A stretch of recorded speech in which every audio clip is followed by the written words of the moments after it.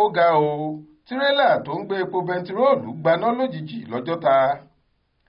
ṣe lọ̀rọ̀ ọ̀hún di bó lọ yàgò fún mi láàárọ̀ kùtùkùtù ọjọ́ ajé Monday ọjọ́ 14 oṣù kejìlá ọdún 2023 yìí lágbègbè ọjọ́ta nílùú Èkó nígbà tí mọ́tò tirẹ́là kan tó ń gbé epo bẹntiróòlù lọ ṣàdédé gbaná lórí ìrìn tó sì jóná gidigidi. ọ̀pọ̀ àwọn dẹ́rẹ́bà mọ́tò akérò àti ti aládàáni kọ̀ọ̀kan ni wọ́n sáré kúrò lẹ́gbẹ̀ẹ́ iwájú àti ẹ̀yìn mọ́tò tirẹ́là ọ̀hún kó má bàa fi tiẹ̀ kó bá tiwọn. kò sẹ́ni tó lè sọ ní pàtó iléeṣẹ́ tí mọ́tò ọ̀hún gbé epo bẹntiróòlù náà lọ kó tó di pé ó gbiná lójijì yìí àti ohun tó ṣokùnfà ìṣẹ̀lẹ̀ náà kò tí ì yé ẹnì kankan.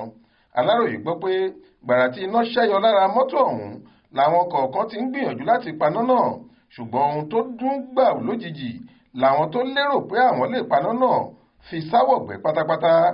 kò sẹ́ni tó fojú kan dẹ́rẹ́bà mọ́tò ọ̀hún débi tí wọ́n á béèrè lọ́wọ́ rẹ̀ ibi tó ti ń bọ̀ àti ibi tó ń lọ.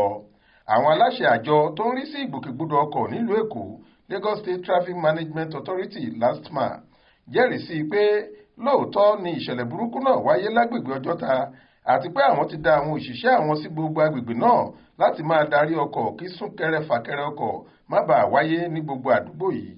bákan náà làwọn aláṣẹ iléeṣẹ́ panápaná ìpínlẹ̀ Èkó ìyẹn Lagos State Fire and Rescue Service LSFRS láwọn ti pa iná tó ń jó lára mọ́tò elépo náà tí kò sì sóhun kankan mọ́ tó lè fa wàhálà nípasẹ̀ ìjàmbá iná ọ̀hún. Adéwálé Adéoyè ló ṣàkójọ ìròyìn yìí fún iléeṣẹ́ tẹlifíṣàn Aláròyé online.